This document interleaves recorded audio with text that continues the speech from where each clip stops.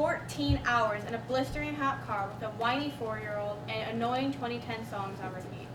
It was so annoying and I had a headache at the end of the car ride, but it was totally worth it to get to South Carolina, with cool breezes and amazing places, from beaches to cool museums and boardwalks. Going to South Carolina really showed me that there is a difference between here and Michigan. Here in South Carolina, and that's what I'll be talking about today. So the first place we went was the ocean, and I have never been there, so that was my first time walking out into it and smelling the salty water and seeing the waves. And clearly Michigan doesn't have an ocean and it isn't near one at all. Yeah, we have lakes, but that isn't like it is there, and it's so much cooler. Well, I was younger, so all I wanted to do was swim at the beach, but the water was freezing cold, so I didn't want to go swim in it, clearly.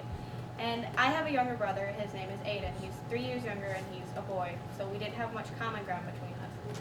But at this point, we were so bored and nothing lived up to the expectations there, so what we did was we became best friends somehow.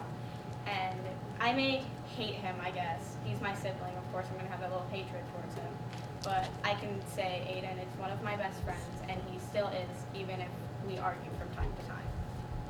And then from the beach, we went to this huge museum called Wonderworks. And it was this huge science museum, and everything in it didn't seem real. It was kind of like something you'd see in a fever dream or a movie, which they had these huge optical illusions, which as a kid, those things are like so weird to see. Because if I see it now, it's kind of like, oh, I know what's happening. But as a kid, it's kind of like, whoa, this seems like something from a dream. I didn't really like science as a kid. I mean, who really does? Sorry to all of you that do. But I never really liked science. I thought it was kind of boring, unless we were doing something hands-on, which I like working with my hands a lot, so that's kind of why I joined robotics and why I'm on build team.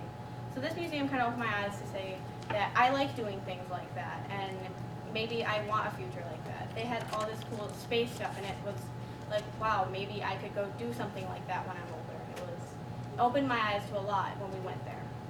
And I wish I could go relive that day, but I can't. And as far as I know at that time, we didn't have anything like that in Michigan. And then from science to a whole different scene, I remember begging my parents to let me get my ears pierced, which it was apparently cool in elementary school, and I don't really remember why, but they ended up caving and letting me get them pierced, as my birthday was a few weeks away. It was something I'll clearly remember for life, as it's on my body for life. And this place was way different from Michigan. Yes, we went there during the day, and it was kind of cool, but at night it was so much more beautiful, with colorful lights and loud music and different interesting events. I remember this part, there was a bunch of RC car events, which I didn't go to for some reason. My parents were like, no, we're going to go here instead. Really boring. Wish I could have done that, but I didn't. And this place was really energetic, and I have a lot of energy in general. And this place kind of made me feel at home, and like maybe all that energy didn't have to be contained, and I could, I don't know, just feel at home in the place.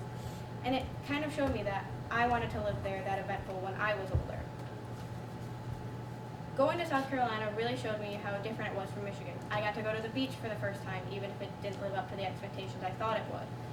I found a love for building and science, the reason I'm in robotics, and the energy was nothing I'd never seen before, and it matched mine, and it made me feel at home. South Carolina might be someone's home, but it'll always be my home away from